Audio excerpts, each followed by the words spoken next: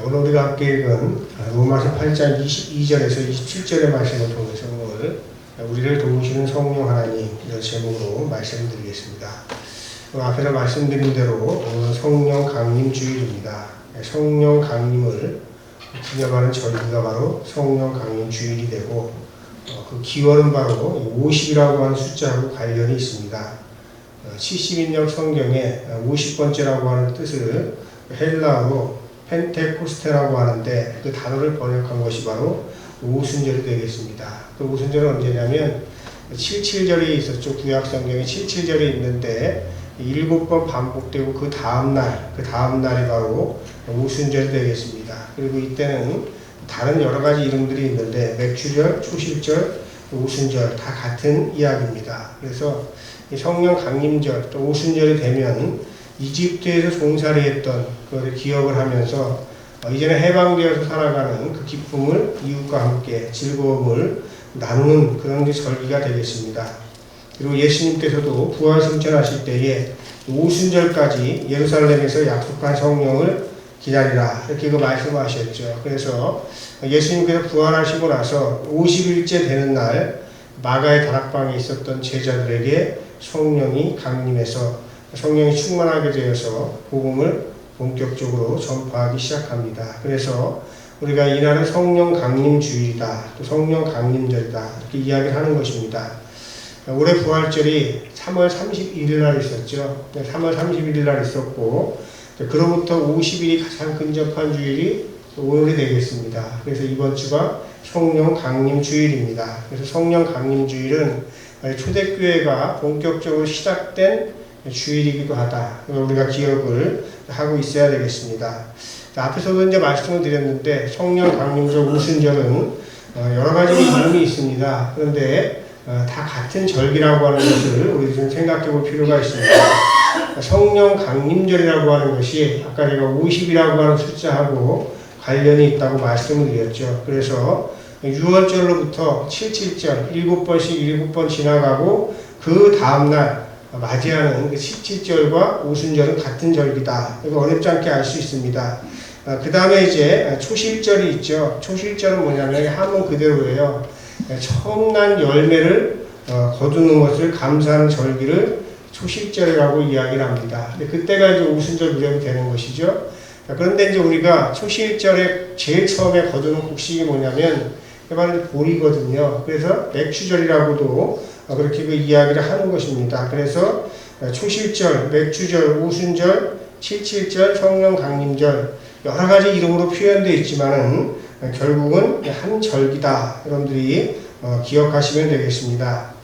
오늘 우리에게 주어진 성서일과의 로마서 8장 23절 말씀에 보면 모든 사람들은 다 고통 속에서 탄식을 하고 있는데 그 중에서도 하나님을 믿는 우리를 가리켜서 뭐라고 말씀하시냐면 성령의 처음 익은 열매를 받은 자 이렇게 부르고 있거든요.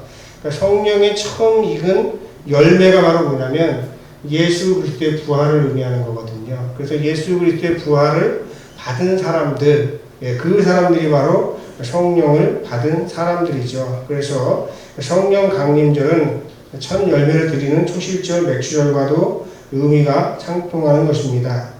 여러 가지 다른 이름이 있지만은 같은 절기라고 하는 것, 이거 우리가 상식선에다가 기억해두면 되고, 그것이 중요한 것은 그걸 일일이 어떤 절기다 이게 중요한 것은 아닙니다. 자, 잊지 말아야 할 것은 뭐냐면은 오늘날 우리가 지키는 성령 강림절은 바로 부활하신 예수님을 받은 자들이 지키는 절기다. 이게 이제 가장 중요한 거예요. 그러니까 부활하신 오늘 우리가 읽은 말씀의 첫 번째 성령의 처음 익은 열매, 그것이 예수님의 부활을 가리킨다고 말씀드렸잖아요. 그 부활하신 예수님을 받은 사람들이 지키는 절기, 이것이 바로 성령 강림절이 되겠습니다. 근데 우리가 아시다시피 성령에 대해서는 많은 오해가 있습니다. 성령은 우리가 영어로 우리가 이야기하면 홀리 스피리트라고 해서 거룩한 영이라고 이야기를 하죠. 그리고 히브리어는 루아흐라고 하는 히브리어가 있습니다. 이 거룩한 영은 성경에 의하면은 창세 전부터 하나님과 함께 계신 분이 바로 이 루아흐, 거룩한 영이었다라고 하는 것이죠. 그런데 이제 초대교회가 형성된 다음에 이제 하나하나 이제 교리가 만들어지기 시작을 하죠. 이제 교리가 만들어지기 시작하면서 신학자들은 이 하나의 교리를 만들었는데 그것이 바로 삼위일체 교리로 하나님을 설명을 하기 시작했습니다. 이게 무슨 이야기냐면은 하나님은 한 분이신데 역사하시는 형태에 따라서 성부 하나님이라고도 부르고 또 성자 하나님이라고도 부르고 또 성령 하나님으로도 구분을 한 거예요. 그래서 성부, 성자, 성령 삼위라고 하는 것이죠. 그런데 그분이 한 분이시다. 굉장히 어려운 이야기지만 이제 교리를 만들 때 그분들이 성부 하나님을 설명할 때가 있고 또 성자 예수님에 대해서 설명할 때가 있고 또 부활승천하심에 우리와 함께 하시는 그 하나님에 대해서 우리가 설명할 때는 성령 하나님이라고 부르자. 이런 약속들을 한 것이죠. 그래서 하나님, 예수, 성령 이렇게 이야기를 했습니다.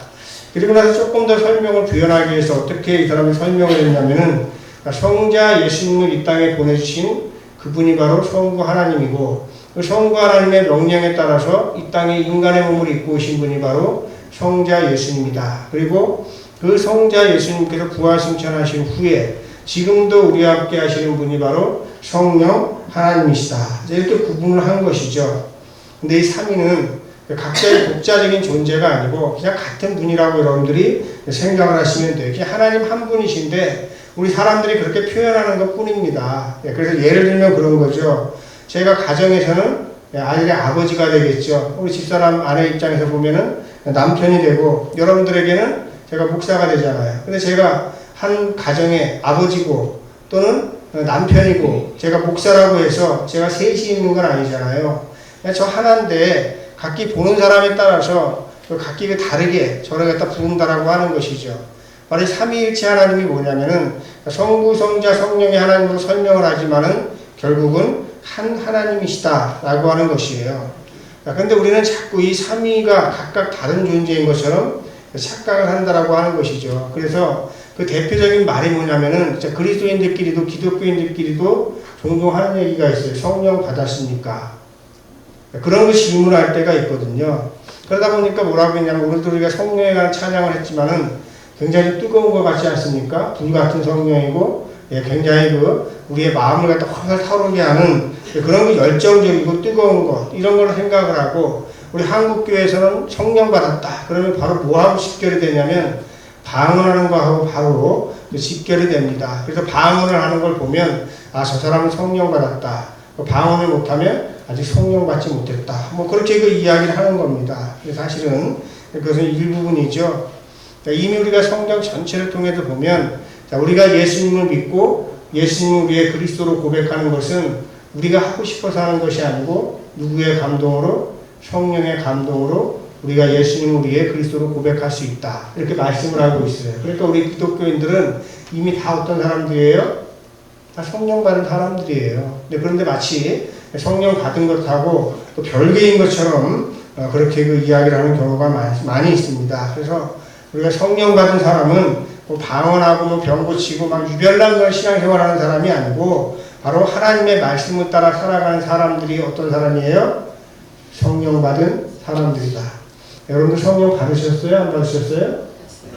그러니까 받은 거예요. 그러니까 누군가 이렇게 물어보면 그렇게 대답하셔야 돼요. 제가 이제 초년 목회자일 때 청년 회원 중에 한 분이 그래요. 제가 방언을 못하거든요. 지금도 방언을 못합니다.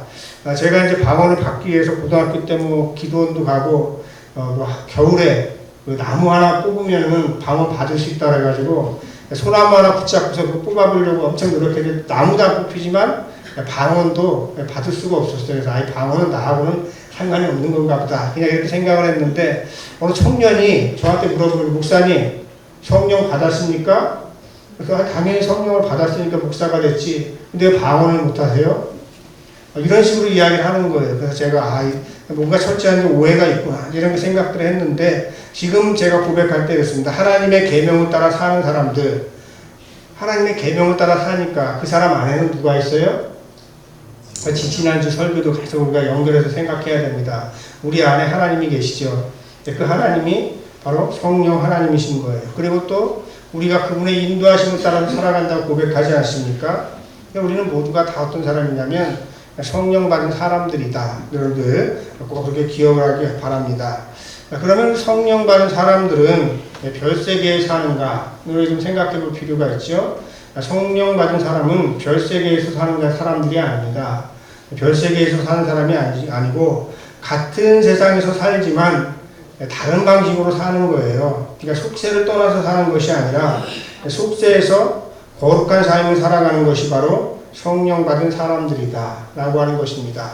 그러면 화면에 보면 거룩한 성자가 이렇게 한문으로 써 있는데 성자의 구성이 이렇게 되어 있잖아요. 귀 이자가 있죠. 거룩하다고 하는 게 뭐냐면 귀 이자 들어요. 그 다음에 입구자 말로 고백을 합니다. 그 다음에 맨 밑에는 살생자거든요. 삶으로 사는 거예요. 그러니까 뭐냐면 귀로 듣고 그리고 입술로 고백하고 삶으로 살아가는 것이 그게 거룩한 삶이라고 하는 거거든요. 그러니까 성령 받은 사람들은 바로 그런 삶을 살아간다고 하는 것이에요. 그래서 거룩한 것이 무엇이냐 이걸 굉장히 분명하게 우리에게 보여주는 한자가 바로 이 거룩한 성자이기도 합니다. 그런데 바로 이렇게 사는 사람들이 이 세상에는 많을까요? 적을까요? 거룩한 삶을 살아가는 사람들이 많아요? 적어요? 기독교인은 많지만은 어떻게 보면 거룩한 삶을 살아가는 사람들은 그렇게 많지 않다라고 하는 것이죠. 그러다 보니까 거룩한 삶을 살아가게 되면 어떻게 되냐면 구별된 삶을 살아갈 수밖에 없어요. 그러니까 다른 사람들하고 뭔가 다른 거죠. 저 사람은 뭔가 달라. 알아보니까 저 사람은 그리스도인이네. 근데 그 다르다라고 하는 것이 기분 나쁜 것이 아니고 굉장히 특별한 것이고 굉장히 아름답고 좋은 것이다. 이런 우리가 생각을 갖게 할 필요가 있다라고 하는 것이죠. 자, 그래서 거룩이라고 하는 히브리어 단어가 쿠데시라고 하는 히브리어 단어가 있습니다. 자, 이건 뭐냐면은 원래 이 쿠데시라고 하는 단어는 하나님에게만 적용되던 단어였어요. 그러니까 뭐냐, 하나님은 어떤 분이셔요? 거룩하신 분이시다. 그래서 이 쿠데시라고 하는 단어는 함부로 사용을 하면 안 되고 하나님이 거룩하신 분이시다라고 하는 걸 나타낼 때만 사용을 하던 단어였었는데 이후에 이 단어가 어떻게 사용되기 시작했냐면은 하나님의 말씀대로 살아가는 사람들, 또 하나님께로 나아가는 사람들, 또 그 길을 걸어가는 사람들, 이 거룩하게 살아가는 사람들을 쿠데시라고 불렀고, 그리고 바리새파 사람들이 바로 이 정신에 따라서 바리새파가 뭐냐 분리되었다라고 하는 뜻이거든요. 이 세상 사람들과 자기들은 구별된 삶을 살아간다. 이런 의미를 가지고 바리새인들이 생겨나기 시작했던 것이죠. 그래서 안디옥 교회에서 처음으로 그리스도인이라고 하는 이러한 별명이 붙여졌는데 그리스도인이 바로 누구냐면 그 길을 걸어가는 사람들이에요. 그 길을 걸어가기 때문에 이 세상 사람들과는 구별된 삶을 살아가는 사람들, 이 세상에서 살지만 이 세상에서 구별된 삶을 살아가는 사람들이 바로 그리스도인이다. 자, 그래서 우리들이 그리스도인은 이미 거룩한 사람들이고 또 거룩한 사람이기 때문에 이미 성령 받은 사람들이다. 그리고 또 우리가 살아가고 있는 세상은 우리가 별 세계가 아니고 바로 우리 성부 하나님께서 사랑하셨죠. 어떻게 우리가 성경을 통해서 알 수 있어요? 하나님께서 이 세상을 사랑하사 독생자 예수 그리스도를 주셨다고 말씀하셨잖아요. 그러니까 성부 하나님이 사랑하셨고 성자이신 예수님께서 복음을 전하셨고 세상 끝날까지 우리와 함께 하시는 성령이 계시는 곳이 바로 이 세상인 거예요. 그래서 우리가 신앙생활은 어디에서 해요? 우리가 죽은 다음에 별세계에서 하는 것이 아니고 바로 우리가 살아가고 있는 이 땅에서 신앙생활을 하는 것입니다. 그런데 이 세상이 어떠냐면 오늘 우리가 병행문으로 읽진 않았지만 마른 뼈가 그득한 그런 세상과도 같아요. 에스겔서에서 마른 뼈의 환상에 관한 이야기가 바로 병행 본문인데 이 세상이 그렇습니다. 그래서 병행 본문 에스겔서를 통해서 바라보는 세상은 에스겔의 환상 속에서 마른 뼈들이 가득한 골짜기하고 같다라고 하는 것입니다. 그리고 우리가 읽은 로마서 말씀에도 보면 피조물이 고통 가운데서 탄식하고 있다. 그렇게 말씀을 하고 있거든요. 그러니까 이 세상은 우리가 살아가고 있는데 이 세상이 굉장히 고통스럽고 또 마른 뼈와도 같은 그러하고 만만치 않은 상황들이 우리를 기다리고 있다라고 하는 것이죠. 이거 여러분들 한번 가만히 생각을 해보십시오. 지금 우리가 살아가고 있는 세상이 어떤 세상입니까? 거대한 자본이 지배하고 있잖아요. 그러지 않습니까? 돈이면 다 되는 세상. 잉여를 위해서는 무엇인지 다 할 수 있는 세상 속에서 우리가 살아가고 있습니다. 그래서 잉여를 위해서 여러분들 뭐를 하냐면은 가장 돈 벌기 쉬운 것이 바로 무기 수출이거든요. 그래서 무기 수출을 하려니까 전쟁이 있어야지만 되는 거죠. 그래서 무기 수출과 전쟁으로 이 세계 경제가 유지되고 있어요. 굉장히 불행한 사실이죠. 그리고 또 일상적인 전쟁이 만연하면서 그 가운데서 누가 피해자가 됩니까? 예, 약자들, 또 여성들, 가난한 사람들, 이런 사람들이 전쟁의 피해자가 될 수밖에 없다라고 하는 것이죠. 그런데 이 전쟁을 통해서 자기의 권력을 공고하게 하는 사람들이 분명히 있다라고 하는 것이죠. 그것뿐만 아닙니다. 또 기아로 인해서 매일 죽어가고 있는 아이들이 많이 있지만은 식량 가격을 갖다가 유지한다고 하는 명목으로 온 지구의 인류 80억 인구가 전부 나눠먹고도 남을 만한 그런 식량이 우리가 충분히 생산되고 있음에도 불구하고 기아로 죽어가고 있는 아이들이 있어요. 왜 그러냐면 식량 가격 유지를 위해서 바다의 그 식량을 다 버리는 거죠. 이런 우리가 불의한 세상 속에서 살아가고 있습니다. 그래서 우리가 경쟁을 당연한 것으로 여기고, 그 다음에 1등이 모든 걸 다 독식하는 것을 우리는 당연한 거라고 그렇게 생각을 합니다. 그래서 우리 자연의 일부에 불과한 인간이 우리 지구 공동체를 회복 불가능한 상태로 몰아가고 있는 것이에요. 그러다 보니까 성경이 말씀하고 있는 대로 피조물들이 말할 수 없는 탄식에 처한 그런 삶을 살아갈 수밖에 없는 그런 상황이 우리가 살고 있는 세상인 것입니다. 그런데 이 현실 속에서 저는 늘 고민을 하고 있어요. 그러면 이렇게 살아가니까 그럼 끝난 걸까? 여러분들은 어떻게 생각하십니까? 저는 그래서 다 끝난 것이 아니다. 저는 그렇게 생각을 합니다. 하나님께서는 늘 우리에게 말씀하시죠. 아니, 아직 끝나지 않았다. 왜 끝나지 않았냐면 남은 자들이 있고 구루터기가 있고, 그리고 내가 이 세상을 선하게 창조했고 선하게 이끌어 갈 것이기 때문에 끝나지 않았다. 그렇게 우리에게 말씀하고 있는 것이죠. 하나님의 계획은 선하시기 때문에 반드시 선한 열매를 맺을 것이다. 지금 우리 눈앞에 보이는 현실들은 그렇게 고통스럽고 피조물들이 탄식하는 그런 현실이지만은 하나님을 믿는 사람들은 그 표면에 보이는 것 너머에 있는 것을 볼 수 있어야 된다고 하는 것이죠. 그래서 우리들이 때로는 구체적으로 어떻게 살아가야 할까 미래가 보이지 않는 것 같을 때도 있어요. 그러나 하나님께서는 성령의 사랑을 통해서 하나님의 선하신 역사를 반드시 이루어 가실 것이다. 이걸 여러분들이 믿으시기를 주님의 이름으로 축원합니다. 성령의 사랑, 그 사람이 뭐 기독교인지 아닌지 저는 알 수가 없지만은 아마 이런 사람 어떤지 한번 여러분들이 한번 제 이야기를 한번 들어보시기 바랍니다. 지금 화면에 보이는 저 사람은 그냥 그 미국에 있는 테일러 스위프트라고 하는 싱어송라이터입니다. 1989년생이에요. 89년생인데 우리나라로 치면 한 34살 정도 됐겠죠. 그런데 이 가수가 미국에서 어떤 평가를 받고 있냐면 미국의 빌보드 차트의 역사를 바꿨다고 하는 평을 받는 사람입니다. 그리고 지금 이 사람이 그 속내를 이야기하고 있지 않지만은 다음 대선에서 이 사람이 누구를 지지하느냐에 따라서 그 사람이 대통령으로 뽑힐 수도 있고 아닐 수도 있다라고 하는 것이에요. 엄청나게 많은 그런 그 팬덤을 거느리고 있는 사람이죠. 저는 이제 이 가수를 사실 좋아합니다. 그런데 저는 이 가수 노래를 갖다 들어본 적이 한 번도 없어요. 처음부터 끝까지 들어본 적이 한 번도 없고, 뭐 공연하는 걸 제가 본 적도 없습니다. 그런데 이미지를 그냥 저는 몇 번 이렇게 본 것 뿐인데, 이 가수를 제가 굉장히 좋아해요. 제가 한국에 있는 인기 가수들, 뭐 그룹들 하나도 모르거든요. 우리 집사람도 제가 어느 날 갑자기 이 여자가 참 괜찮은 여자인데 내가 뭐 그림을 한번 그려볼게. 그렇게 해가지고 그러니까 이 여자, 이 목사님이 갑자기 정신이 나갔나 왜 외국 그 여자 가수 그림을 그리고 난리야.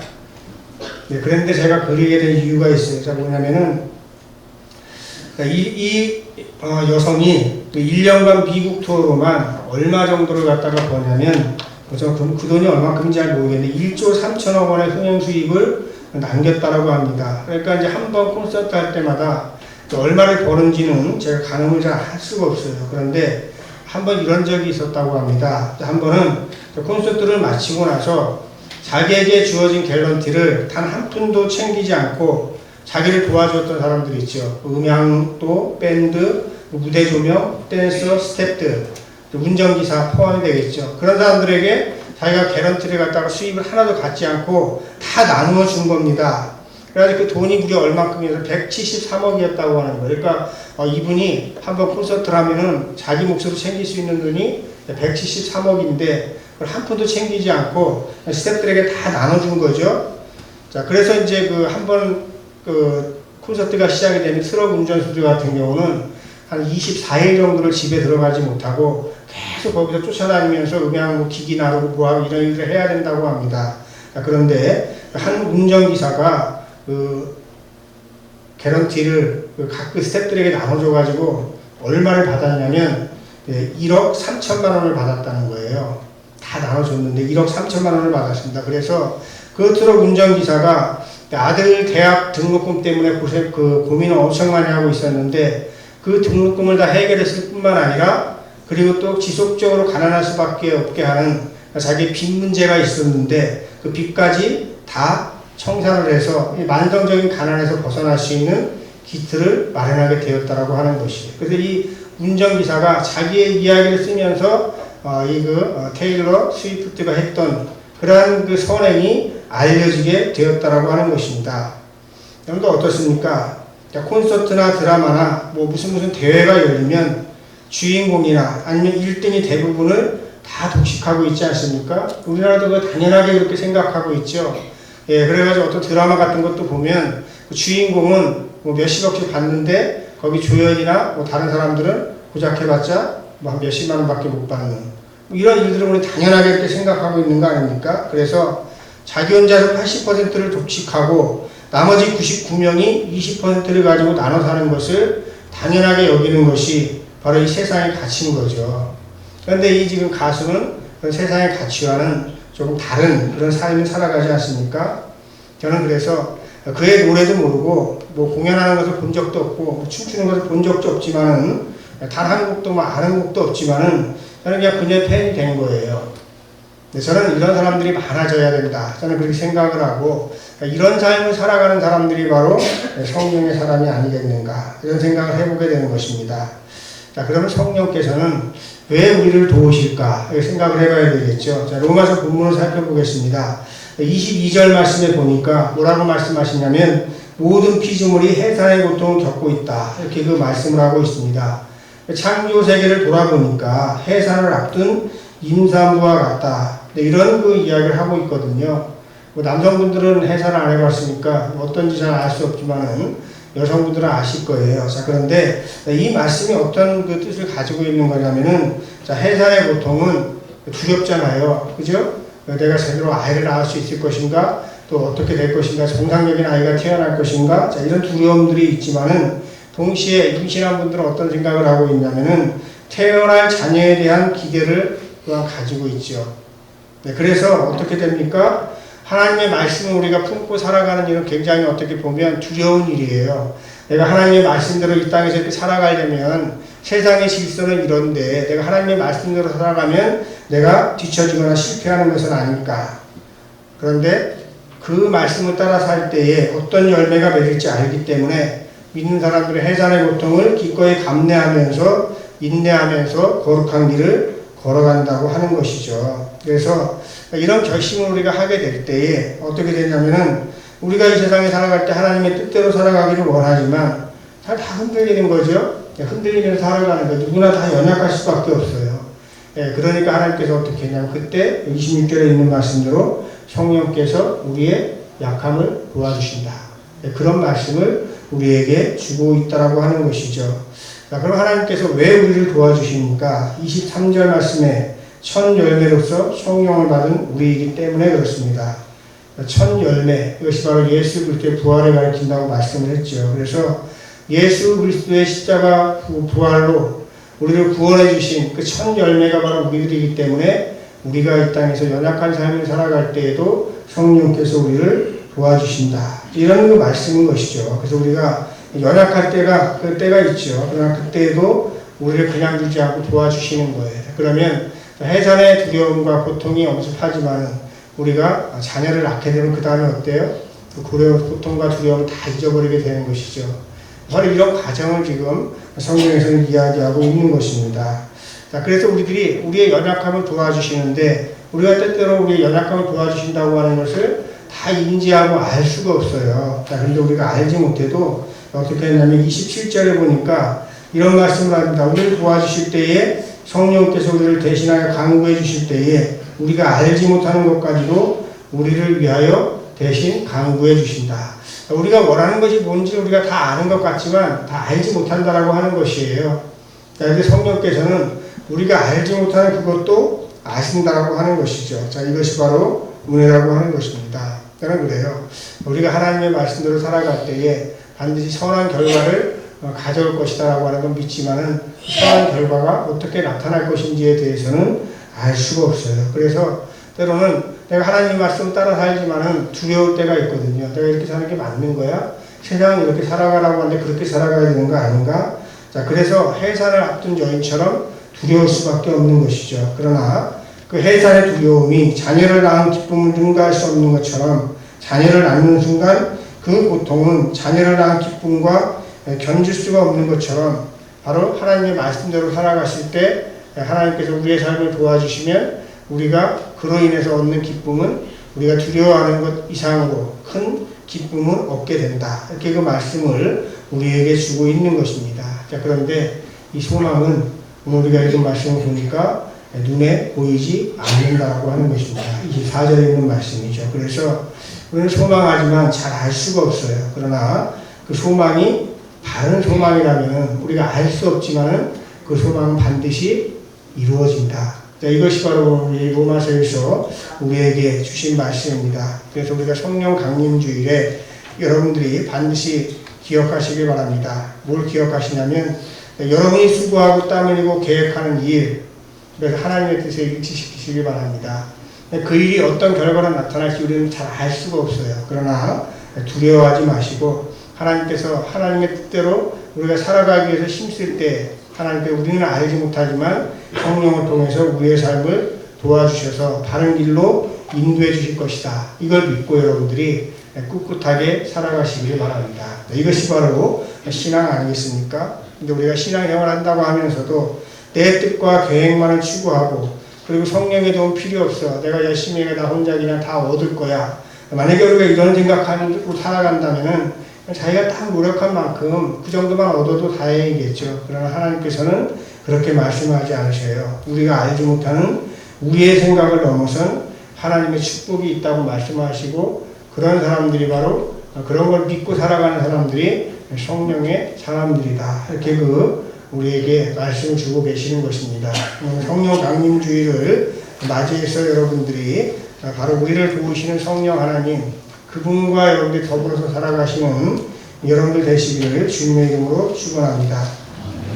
우리 함께 말씀을 기억하면서 거듭 기도드리겠습니다. 주님, 우리에게 성령의 계절을 허락하여 주시니 감사드립니다. 우리를 도우시는 성령님, 우리의 생각을 넘어 우리가 알지 못하던 필요와 그 이상의 것으로 채워주시는 하나님, 우리의 마음이 주님의 말씀을 향하게 하옵소서. 주님의 말씀을 따라 살아가고자 할 때에 성령께서 도와주셔서 하나님의 자녀들이 나타나기를 간절히 고대하는 세상에서 하나님의 자녀답게 살아가게 하옵소서. 우리를 도우시는 성령님을 고대하며 예수님의 이름으로 기도드립니다. 아멘.